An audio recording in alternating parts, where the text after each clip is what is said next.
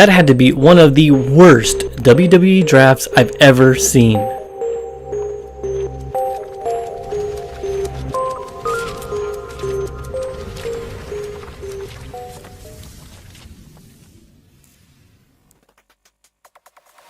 What is up, guys? My name is TC, and you know what? I know this draft video is really late. The draft already happened. We've already had a Raw and the first SmackDown post-draft, but I don't care. I didn't get a chance to come on here and tell you my opinions on the draft, so that's what I'm gonna fucking do right now, because watching this fucking draft unfold was the worst and most depressing thing I've ever sat through. Why? Why was it depressing? Because I had all of this hope, all this anticipation going into it, and they fucking flat out just shit the bed. The lack of logic and the lack of explanations given was just pretty ridiculous. Let's go straight into the fucking rules, alright?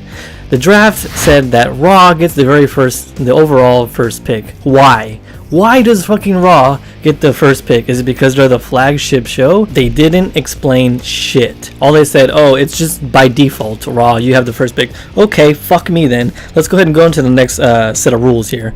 So Raw gets 3 picks to every 2 picks of SmackDown. And watching this unfold was just infuriating. I was like, okay, it kind of makes sense because Raw is 3 hours and they need a bigger roster to fill those 3 hours. And I just think this whole thing was just stupid in general. Why not fucking cut down the, Raw from 3 hours to 2 hours? That way the picks could be even. You could have 1 pick for SmackDown, 1 pick for Raw. This whole 3 and 2 shit really just got annoying after a while because Raw really dominated the picks. And, at the end of the day, their roster is way beastier than SmackDown's roster. Let's not forget, as a part of the rules, they announced, oh, there are going to be 6 NXT superstars drafted. Why the fuck would you tell us that? Why the fuck would you tell us that? That way, okay, we're not even surprised when we see an NXT. We're like, oh, now we're trying to just guess which NXT superstars are going to be drafted. You know what would have been really fucking cool, WWE? If we didn't know shit and you just had Finn Balor right there, being drafted number 3, and oh my god, people would have lost their shit even more than they already did. What happened to the fucking surprises in the WWE? You would think that they want to keep this a secret so that there'd be some type of, element of surprise to the draft in general. But the fact that they already announced, well, what a shitty way to do it. Oh, there are going to be 6 NXT superstars drafted. Okay, so that leaves no mystery, that leaves no intrigue. I mean, some intrigue, but still, it could have been done and executed a lot better. So those were pretty much all the shitty rules of the draft, and they didn't even explain anything about the titles. They didn't say that they were going to bring a new title for SmackDown or Raw. They didn't say if the women's division or the tag team division or the cruiserweight division is going to be exclusive to what show. They didn't say if they were going to bring out a secondary set of titles so that the women on SmackDown would have something to do. They didn't tell us shit. Alright, well, that's enough about the bullshit rules. Let's get right into the draft, because oh man, to me it seemed like they were just fucking running around in the back with their heads cut off, not knowing what they're gonna do, making split decisions at the last second. This shit felt so unprepared. There was no creativity. You guys remember the drafts from the past, right? As soon as a superstar got drafted, their music would hit, they would come out, they would put on the shirt. In some cases, they would give a really cool promo saying, you know what, I like this, or you know what, fuck that, I don't want to be on Raw. Or they would have shots to the superstars backstage where you can see their reactions. They didn't have any of that. Guys, they didn't have any of that. All they showed was like a graphic on the screen, and that's all we got. Are you fucking kidding me? Like, that is the most uninventive, uncreative thing that I have ever seen. And as soon as I caught wind of the fact that they were going to be doing this all night, I was like, man, I'm in for a fucking shitty ass time. And I really debated if I even wanted to watch the rest of the fucking show. Alright, so let's get into the draft. And I'm not going to go over every single draft pick, guys. You guys watched the draft already. You know how it unfolded. But let's just go ahead and talk about the very first pick. Okay? Seth Rollins, who is not the champion. What the fuck does that say about your champion? How does the WWE champion not get drafted number 1? And I know a lot of you guys are going to say in the comment section, well, Stephanie had confidence in Seth during the night, or that night, that he was going to win the title and bring it back to Raw. It doesn't fucking matter, dude. Like, really? They're pretty much saying, you know, Dean Ambrose is the champ, but he's not a big enough star. You know, Seth is the big star. Seth is the guy we're going to invest our money in. Seth is the guy who we can forever say went number 1. So, of course, Dean gets drafted number 2, and what a surprise. I mean, Finn Balor number 3. Now, I'm not going to be totally upset at this because the crowd fucking popped. I popped. I was like, whoa, with this pick, Raw won, dude. It's done. It was already over. But yeah, so I don't know. I'm kind of conflicted on the fact that they held Finn in NXT for so long that I think his debut could have been a lot better than him just walking out on Raw. I know you guys, this is spoiler country. Well, not spoiler. You guys have already seen it. But yeah, I just felt like he deserved, you know, a demon entrance or something like that. But anyway, Finn goes number 3. But before Finn was actually drafted, we got Charlotte as the number 2 overall pick for Raw. And I thought this was really cool. I really like the fact that Mick Foley and Stephanie wanted that woman's title. And, you know, just thought of Charlotte as such a beast. And this really made Charlotte look fucking strong. Like, to go that high and to be a woman in the industry, like, this really made her look strong and, you know, a powerhouse pick for Raw. Right, so herein lies the problem, guys. I mean, Raw has 4 title belts on it. It has the Women's Championship, the New Day, the Tag Team Champions, Rusev, the US Championship, and now they're going to bring the Cruiserweights onto Raw, and I'm pretty sure they're going to have a Cruiserweight belt.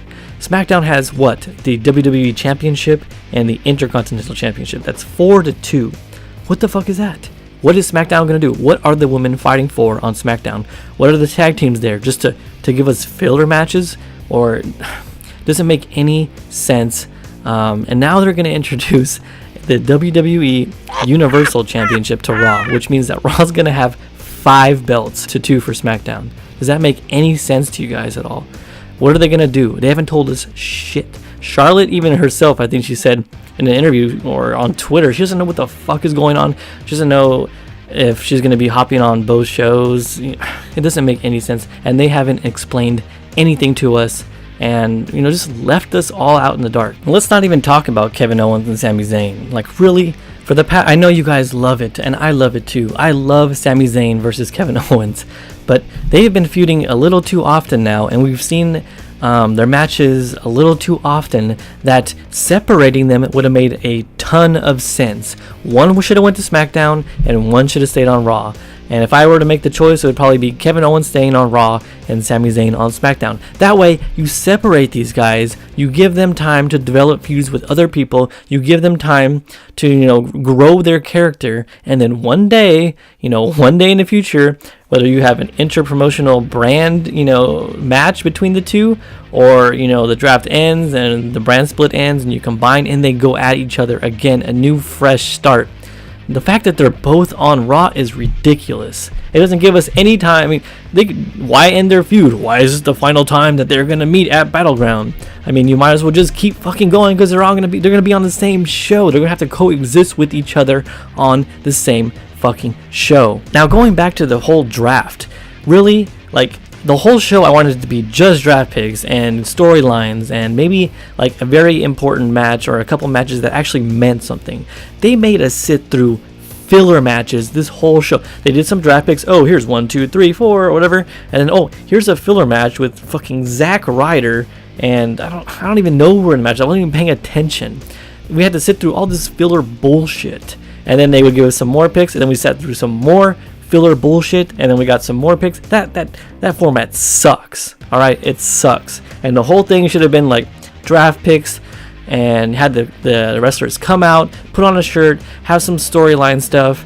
And if you want to put matches on the show, you need to have matches that actually mean something, you know, for stipulations or for title shots or something. It was all fucking filler. It was It was a pain to watch. But anyway, guys, let me know what you guys thought of the draft in the comment section below. I want to know what you thought of the format. Did you think it was freaking boring that they made us watch filler matches in between picks, and how they didn't do any reactions of the superstars saying, you know what, fuck this, I don't want to go to SmackDown. Why did you draft me? Kevin Owens should have been the most, furious guy ever being picked after Sami Zayn. Like, the fact that Sami Zayn got picked and Kevin Owens didn't go right after them made no sense. It made no logical sense. Man, I can keep going about this draft. But I did see Raw and I did see SmackDown in the new era post-draft, and Raw was fucking amazing. I don't know, WWE pulled a rabbit out of their hat after this terrible draft. SmackDown, not so much. But if you guys agree with anything I said in this video, please hit that thumbs up. Show me you guys want to see more, and make sure you subscribe, because I'm gonna have some really cool videos coming up soon. I have this whole video planned on like John Cena, on how he started on SmackDown, then he went to Raw, and now he's back on SmackDown in the twilight of his career. And SmackDown is kind of it's kind of reminding me of WCW, and I might make a video comparing SmackDown to WCW. But anyway, I will catch you guys in the next video, and as always, keep theorizing, geeks.